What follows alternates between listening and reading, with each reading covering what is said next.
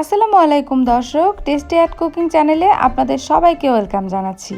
দেখে নিশ্চয়ই বুঝতেই পারছেন আজকের রেসিপিটা কি। হ্যাঁ দর্শক, আজকে আমি তৈরি করে দেখাবো চট্টগ্রামের ঐতিহ্যবাহী রান্না কালাভুনা। আশা করছি রেসিপিটি আপনাদের ভালো লাগবে। চলুন তাহলে শুরু করা যাক।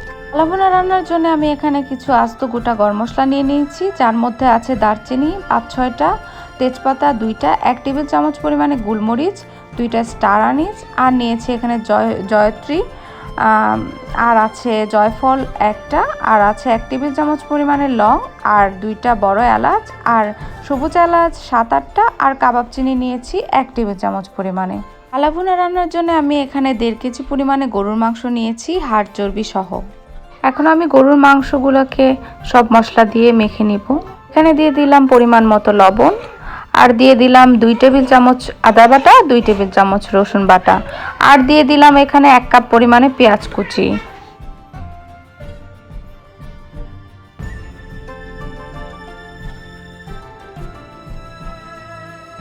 আর এখানে দিয়ে দিলাম 1 কাপ পরিমাণে পেঁয়াজ বেরেস্তা।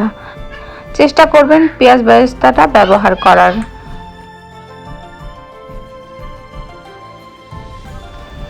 এখন আমি একে একে সব গোটা যে গরম মশলাগুলো রেখেছিলাম সেগুলো আস্ত দিয়ে দিচ্ছি। জয়ফল আর জয়ত্রীটা আমি দিব না, এটা আমি পরে গুঁড়া করে দিব।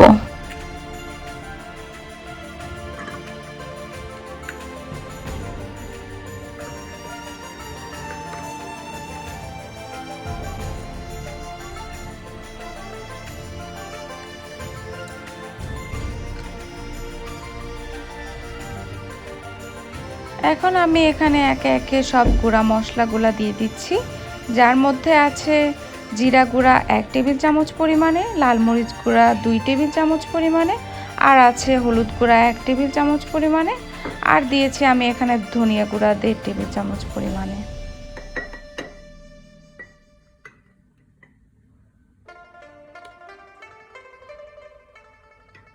সেই সাথে দিয়ে দিচ্ছি 1/3 কাপ সরিষার তেল।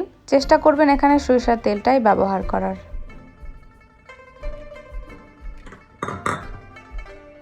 আর দিয়ে দিচ্ছি গরম মশলা 1 টেবিল চামচ পরিমাণে, আর আমি এখানে দিয়ে দিলাম রাঁধুনি গুঁড়া 1 টেবিল চামচ পরিমাণে, আর দিলাম জয়ফল জয়ত্রী যেটা রেখেছিলাম সেটা গুঁড়া করে।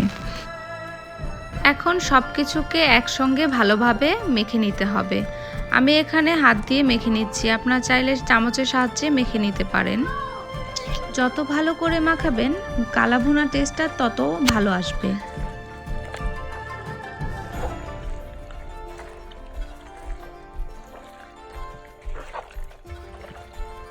এমনভাবে মাখতে হবে যাতে মাংসের ভেতরে যে পানি সেটা বের হয়ে আসে, কারণ মাংসের মধ্যে আমি কোনো পানি অ্যাড করব না।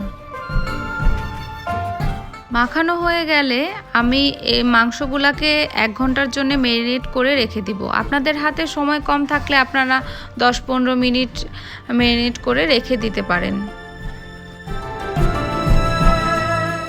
এখন আমি 1 ঘন্টা পরে সরাসরি মাংসগুলোকে চুলায় বসিয়ে দিলাম। এখন আমি মাংসগুলোকে ঢাকনা দিয়ে ঢেকে রান্না করব, যতক্ষণ না পর্যন্ত মাংস থেকে পানি বের হয়ে আসে ততক্ষণ পর্যন্ত। তো 10 মিনিট পর মাংস থেকে যথেষ্ট পরিমাণে পানি বের হয়ে এসছে। এভাবেই আমি মাংসগুলোকে রান্না করতে থাকবো যতক্ষণ না মাংস সেদ্ধ হয়ে আসে ততক্ষণ পর্যন্ত।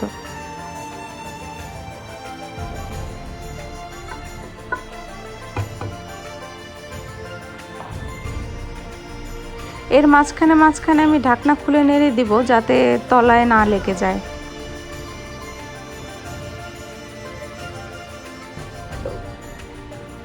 এভাবেই আমি মাংসগুলোকে রান্না করছি 1 ঘন্টার মতো, যাতে মাংসগুলো একদম নরম হয়ে আসে।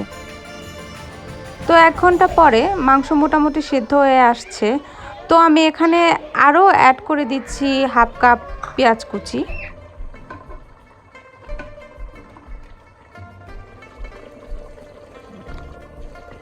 আমি এখানে শুরুতে 1 টেবিল চামচ পরিমাণ জিরা গুঁড়া দিয়েছিলাম, এখন আরও 1/2 টেবিল চামচ পরিমাণে জিরা গুঁড়া দিয়ে দিচ্ছি।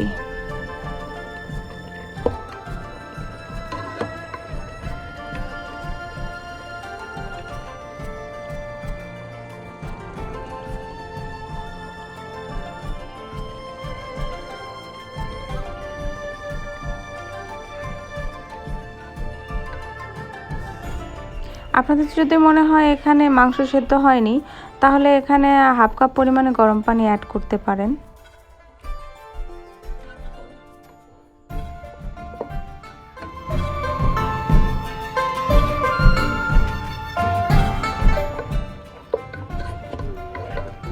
তো আমার মাংস সেদ্ধ হতে 2 ঘন্টার মতো সময় লেগেছে। চলে যাচ্ছি বাগার দেওয়ার জন্যে। বাগার দেওয়ার জন্যে আমি এখানে একটা প্যানে সরিষার তেল দিয়ে দিচ্ছি হাফ কাপ পরিমাণে, আর দিয়ে দিচ্ছি শুকনা মরিচ। আস্ত শুকনা মরিচ দিয়েছি আমি এখানে 6-7টা, আর দিয়ে দিচ্ছি রসুন হাফ কাপ পরিমাণে। আমি আস্ত রসুন ব্যবহার করেছি, আপনারা চাইলে পেঁয়াজ কুচিও অ্যাড করতে পারেন। তো দিয়ে আমি যতক্ষণ না সুন্দর একটি বাগার তৈরি হচ্ছে ততক্ষণ আমি রসুনগুলোকে ভেজে নিচ্ছি। ভেজে আমি এখান থেকে কিছু মাংস উঠিয়ে এখানে বাগারে মিশিয়ে আর বাকি মাংসের সাথে মিশিয়ে নিচ্ছি। তো বাগার শেষে আমি ঢাকনা দিয়ে ঢেকে আরও 5 মিনিটের জন্য রান্না করছি। আর সব শেষে দিয়ে দিচ্ছি এখানে 5-6টি কাঁচামরিচ। আমি আরও 5 মিনিটের মতো জাল করছি। তো এই তো আমার তৈরি হয়ে গেল চট্টগ্রামের ঐতিহ্যবাহী রান্না কালাভুনা। অবশ্যই আপনারা বাসায় এটা ট্রাই করুন। ভিডিওটি ভালো লাগলে অবশ্যই একটি লাইক করবেন, কমেন্টস করবেন এবং আমার চ্যানেলটি অবশ্যই সাবস্ক্রাইব করবেন। আজকের মতো এ পর্যন্তই। ধন্যবাদ। আসসালামু আলাইকুম।